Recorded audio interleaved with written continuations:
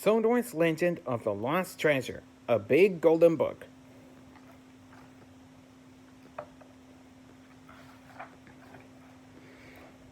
It was a sunny day on the island of Sodor.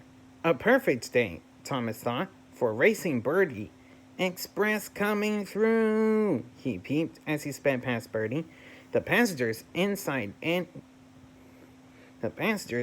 his coaches, Annie and Clarabelle, bounced about like peas in a frying pan. You know that Sir Topham Hatt doesn't approve of you racing, Annie said. Nonsense, I'll always be Sir Topham Hatt's #1 agent, Thomas puffed.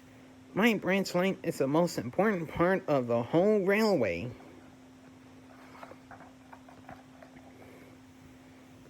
On the other side of Sodor, a new branch line was being built between Augsburg Harbor and Harwich.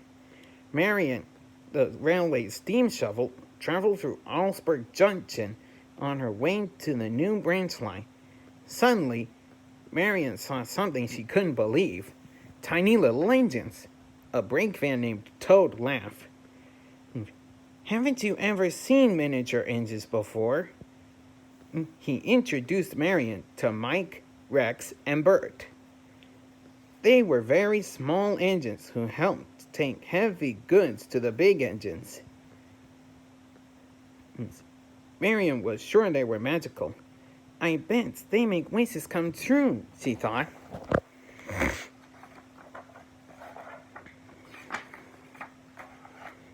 The next morning, Gordon was waiting for Thomas to bring him his coaches, but Thomas was still being very cheeky and sped off with the coaches himself. He raced past Gordon, pulling the coaches faster and faster until he reached a red signal. Cinders and ashes, Thomas gasped as he came to a sudden stop, but the coaches didn't stop. They flew off the tracks.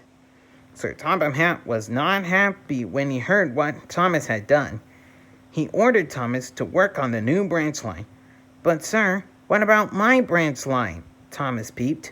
Just then, a new engine named Ryan rolled up. I was invited to look after that branch line. Ah, Sir Topham Hatt said. My new tank engine is here. Thomas couldn't believe it. A new tank engine? Thomas went to work on the new branch line, but he didn't pay attention to the danger signs. Suddenly, the earth crumbled away beneath him, and the tracks buckled and broke. Thomas crashed down into a giant underground cavern. Fizzling fireboxes! Where am I? He peeped. As Thomas looked around the cavern, he saw something amazing. There, in front of him, was an old pirate ship. After Emily told Thomas away for repairs, Rocky pulled the pirate ship up out of the cavern. How did anyone get that in there? Asked Alfie. Jack thought someone had built it there, like a ship in a bottle. Nonsense, puffed Donald. There must have been a way to sail in. Aye, Douglas agreed. Maybe the cave entrance collapsed. If there's a buried pirate ship, there must be buried treasure too, Marion peeped. She made a wish to the little magical engines that she would dig up the treasure. Not far off in Augsburg Bay, a mysterious sailor stood in his sailboat, holding his telescope. Stop bobbing about, he commanded his tiny boat. Sorry, the boat replied through a mouthful of water. The sailor raised his telescope to watch the excitement at the new branch line and started to make a plan. That night, Thomas went to the sheds to rest, but Ryan, the new tank engine, was already there. He invited Thomas in, but Thomas steamed past. I'd rather sleep on a siding by myself, he puffed grumpily. Thomas rolled into the darkness. As he settled down, he heard rustling. He looked up and saw a ghost ship glowing in the dark. Thomas followed the eerie sailboat. A ghostly figure stood upon its deck. It glided past the danger signs, right up to the edge of the hole that led into the cavern.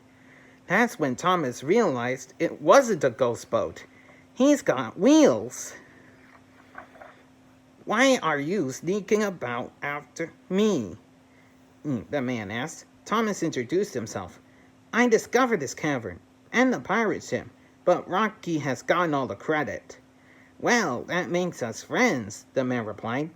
My name is Sailor John, and I'm Skiff, the boat said.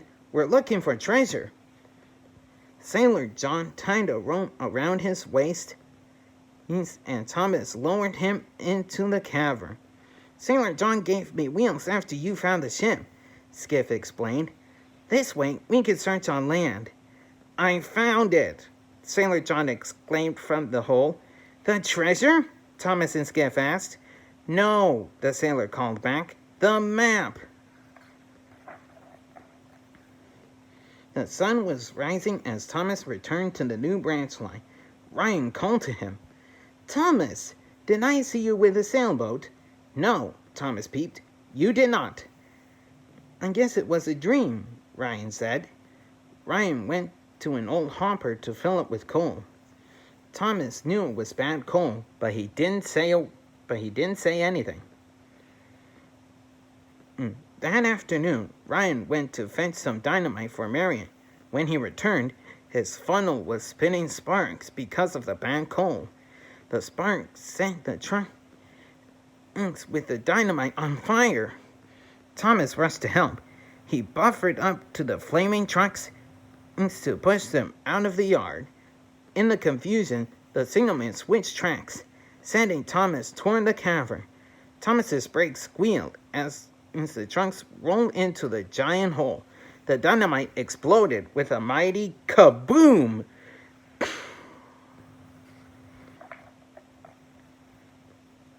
Sir Topham Hatt was very upset. He ordered Thomas to stay in the siding for the rest of the day. The other engines returned to work. It was a quiet and uneventful afternoon until Marion's shovel uncovered a treasure chest. Her wish had come true. But there was one person who wasn't pleased by the discovery. Sailor John. I haven't been searching all this time to see that treasure put in a museum, he growled at Thomas later that day. Skiff was confused. But you always said we would give it to a museum. Thomas pushed Skiff and Sailor John aside and rushed away. Thomas returned to the new branch line as the sun was setting. Ryan rolled up next to him. Thank you for helping me with the dynamite, Ryan beeped. I'm sorry I got you in trouble. I'm sorry you got in trouble. I should be the one saying sorry, Thomas replied. I should have warned you about that bad coal. Ryan smiled and invited Thomas into the sheds. That's all right, Thomas peeped. I think I'll spend a night in Nafford, just in case. In case of what? Ryan asked, but Thomas was already gone. At Nafford Station, Thomas hid behind some sheds near Sir Topham Hatt's office, where the treasure had been locked away in a safe. He waited and waited, and eventually fell asleep. While Thomas slept, Skiff and Sailor John rolled up to the platform. I don't want any part of this, Skiff protested, but Sailor John didn't listen. He snuck into the office and stole the treasure. Help! Cried Skiff. Help! Skiff cried. Help! Thomas woke and started to chase them. You'll have to call me Pirates John from now on, the sailor yelled from his boat with an evil laugh. Ha ha ha ha ha ha. Thomas raced as fast as he could. His whistle blew a warning into all the nearby trains. Express coming through! Rex, Mike, and Bert rushed to help. They dumped balance onto the tracks. As the escaping boat crashed right through. Ryan tried to slow them down too, but it didn't work. Thomas, Skiff shouted, run me off the rails. I won't mind. Thomas sped up and bumped Skiff.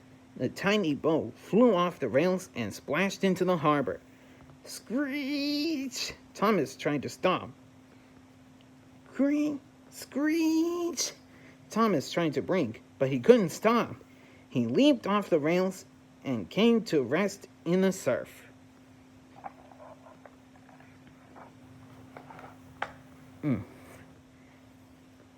Skiff rocked back and forth, taking on water. The treasure is too heavy, he cried. Throw it overboard or we'll be sunk. No, shouted Sailor John. Sail on, I tell you. Skiff managed to hit Sailor John on with his boom and knocked him into the water. In the commotion, the treasure toppled over too. It sank beneath the waves. The police soon arrived and took Sailor John away. Divers rescued the treasure and delivered it to the Augsburg Museum, just in time for the completion of the new branch line. My engines are much more important to me than any treasure, Sir Topham Hatt said, and you, Thomas, are my number one. He let Thomas roll through and break the ribbon, opening the line. Thomas was very happy to be such an important and really useful engine. He blew his whistle, and all the engines cheered.